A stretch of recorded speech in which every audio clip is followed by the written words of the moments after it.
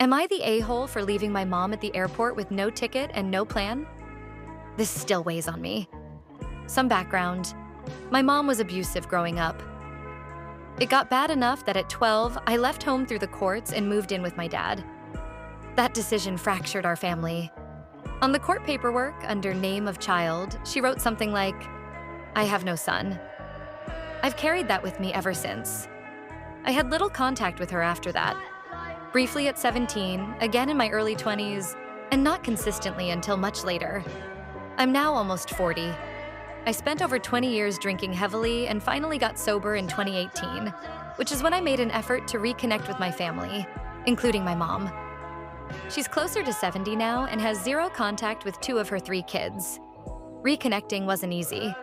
When I asked if she ever reflected on the abuse, she told me I was an adult and needed to let it go already.